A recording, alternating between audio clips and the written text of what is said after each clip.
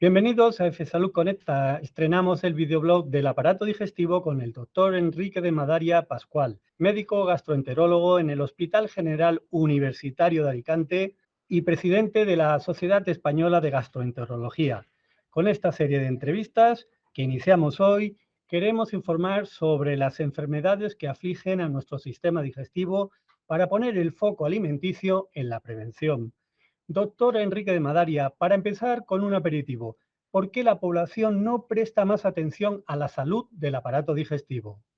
Bueno, pues como en todo, la población general lo que más busca es la satisfacción inmediata de las necesidades del aparato digestivo, que es comer bien, a veces demasiado, y bueno, las consecuencias de eso llegan después y preocupan menos, pero lo que hay que hacer es tener una vida equilibrada y una alimentación sana en todo momento. Pues vamos con el primer plato. ¿Cómo es la estructura fisiológica del sistema digestivo? Bueno, pues la digestión empieza en la mismísima boca, le sigue el esófago, el estómago, el duodeno, el intestino delgado y el colon. Y luego hay unas glándulas que nos ayudan en la digestión y de las que vamos a hablar de todo ello ahora, que es el hígado y el páncreas. Doctor, ¿qué función cumple cada una de estas partes? Bueno, en la boca, como todos sabemos, pues se mastica la comida, pero hay más de lo que pensamos. A lo largo de esta conversación hablaremos de las enzimas. Las enzimas son proteínas, pequeñas maquinitas que tiene el cuerpo, son proteínas con funciones muy específicas que en el caso del aparato digestivo lo que hacen es descomponer la comida que tomamos para hacerla sus partes más pequeñas, sus moléculas más simples que podamos absorber adentro del cuerpo. Entonces, ya en la saliva, volví a donde estábamos, hay enzimas, hay proteínas de estas que empiezan a digerir la comida. En concreto, pues si comemos patatas, por ejemplo, está la amilasa en la saliva que empieza esa digestión ya solo a la hora de masticar. Después está el esófago, probablemente el órgano más sencillo del aparato digestivo casi, porque lo único que hace es transportar lo que hemos tragado a el estómago a lo largo del pecho. En el estómago, pues es una bolsa, pero es una bolsa activa, no es como el esófago, que solo hace que tirar para abajo lo que tomamos. El estómago es una bolsa activa que por una parte segrega, produce un líquido que tiene ácido clorhídrico y además enzimas que sobre todo digieren las proteínas, pero aparte esa bolsa, aparte de acumular alimento ya masticado, lo mezcla con el ácido, con las proteínas, con las enzimas y hace que la digestión empiece ya en serio. Luego pasa la comida que ya está empezando a ser seriamente digerida al duodeno, que es el tubo de salida del estómago, digamos, y ahí es una zona muy importante para la digestión porque la comida ya con esa digestión del estómago se une a el líquido que produce tanto el hígado como el páncreas.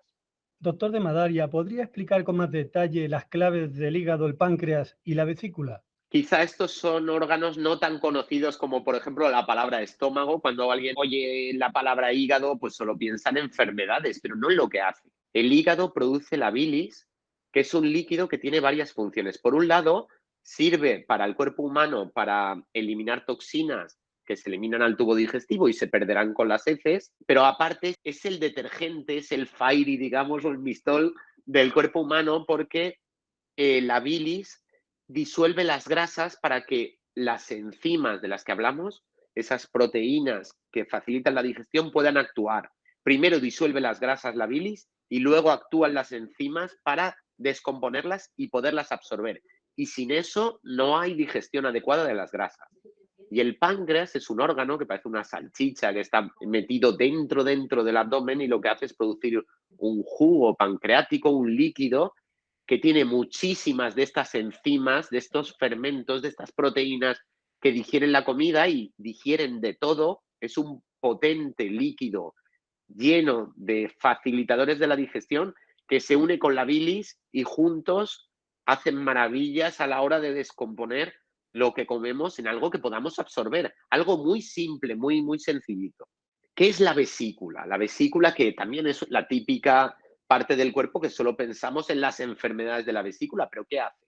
Pues es una simple bolsa que se llena con la bilis que produce el hígado. Cuando estamos produciendo bilis se va llenando poquito a poco la vesícula y cuando comemos alimentos y hay que digerirlos, esa vesícula se vacía, digamos, se espachurra y tira la bilis que tiene dentro para que vaya al duodeno y se mezcle con la comida y facilite la digestión. Doctor, nuestro segundo plato pasaría del duodeno al resto del intestino delgado. ¿Qué sucede en este tubo realmente espectacular?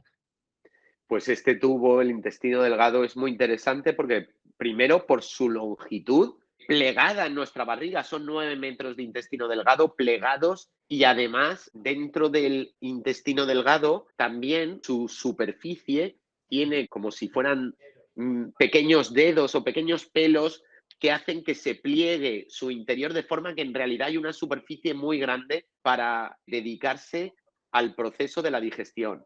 ¿Qué es lo que hace? Pues en esas células que revisten el intestino delgado hay algunas enzimas más que facilitan las últimas partes de la digestión y sobre todo absorben esas moléculas simples de la comida, esa descomposición que ha hecho el cuerpo con tanto esfuerzo, Gregorio, para hacer que los alimentos sean pequeños, sean moléculas muy pequeñitas que podamos absorber. Entonces, en el intestino delgado se absorben y pasan al interior del cuerpo humano, pasan a la sangre.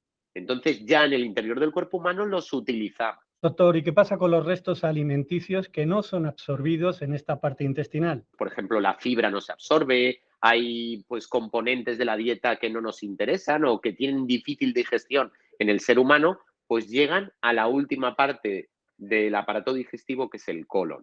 El colon o intestino grueso, las funciones que tienen, lo primero es que en él viven muchísimos microorganismos, bacterias, hongos.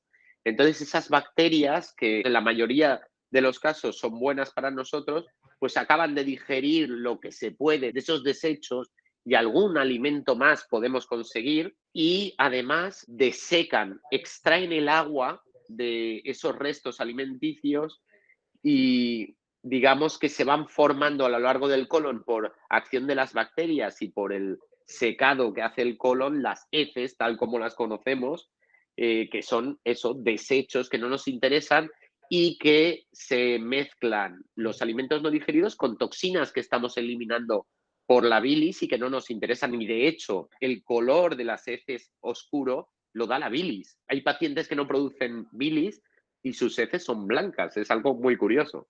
Entonces, las heces, ya te digo, es restos de alimentos que no hemos podido aprovechar ni por nosotros ni ya por las bacterias y restos de bilis con toxinas y productos que no interesan al cuerpo. Y eso se expulsa afuera, con lo cual estamos eliminando restos de alimentos que no podemos digerir, que no nos interesa absorber, toxinas y restos de bacterias que no son un buen negocio para el cuerpo humano. Entiendo, doctor, que las bebidas que ingerimos sufren el mismo proceso. Exacto. ¿Qué nos interesa de las bebidas? Nos interesa captar agua de las bebidas porque el ser humano, como el resto de la vida en la Tierra o de la mayor parte de la vida en la Tierra, requiere grandes cantidades de agua para poder funcionar, como sabéis. A lo largo del tubo digestivo se absorbe el agua y esto es una función imprescindible. De hecho, hay enfermedades que no absorbes bien el agua y tienes diarrea y son muy molestas y además pues requiere que bebas más porque no lo absorbes bien. Entonces, las bebidas nos interesa eso y los posibles nutrientes que puedan tener, como en la leche el calcio que pueda tener o las proteínas y los hidratos de carbono, que también hay en alimentos que son líquidos. De postre, doctor, ¿podría relacionar las patologías más prevalentes del sistema digestivo? Pues lo más prevalente, lo que más vamos a ver si preguntamos a 100 personas cualquiera por la calle, en primer lugar es el reflujo gastroesofágico, en el que hablaremos en futuros videoblogs, en el que ese ácido que comentábamos y esas enzimas digestivas llegan al esófago y producen daño porque el esófago no está hecho para ser expuesto al ácido y a esos fermentos digestivos. Cada vez menos las úlceras del estómago y del duodeno.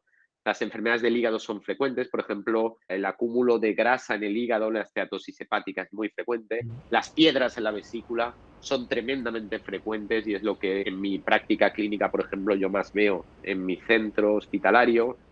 Las enfermedades del páncreas, algunas son frecuentes pero tienen buen tratamiento, otras son más graves, como los tumores de páncreas que que son enfermedades que afortunadamente son raras pero tienen mucha importancia. Está el Crohn y la colitis ulcerosa, que son de mucha importancia, son enfermedades crónicas, cada vez tenemos más claves para tratarlas, hablaremos de ellas. La diarrea y el estreñimiento y las molestias de barriga son muy frecuentes, por supuesto, y síntomas funcionales como dolor en la parte alta del estómago, dolor con los nervios, en el caso del intestino irritable, son enfermedades muy, muy frecuentes que producen muchas bajas médicas, que producen muchas molestias, que son muy importantes realmente para la sociedad y por eso la importancia de estos videoblogs y por eso el agradecimiento que tenemos a F Salud, por supuesto, por dar visibilidad a este tipo de problemas. En base a su experiencia, ¿qué hábitos de vida aminoran sustancialmente los daños de nuestro aparato digestivo? Pues claramente hay que tomar una comida equilibrada, una alimentación sana. Por ejemplo, no es la única sana que hay, pero la dieta mediterránea pues tiene grandes beneficios. Evitar una ingesta excesiva de productos que son dañinos, no hay que evitarlos. A mí me encanta comer grasas y me encanta pues de vez en cuando tomar una cerveza. El problema es el abuso de alcohol produce grandes daños en el hígado si es mantenido y es importante. Produce aumento de cáncer en el aparato digestivo, aumento de cáncer en el hígado. Hay una serie de excesos que van a ser malos para nuestra salud, no solo digestiva, porque, bueno, por la boca entra todo en el cuerpo humano, va a tener realmente repercusión en el corazón, en las arterias. Si comemos mucho y engordamos, vamos a tener más probabilidades de diabetes. En resumen, Gregorio, una dieta sana y evitar excesos de las cosas que a lo mejor nos gustan más, pero son menos sanas. Doctor Enrique de Madaria, Pascual, gastroenterólogo, muchísimas gracias. F, saludos. Muchas gracias.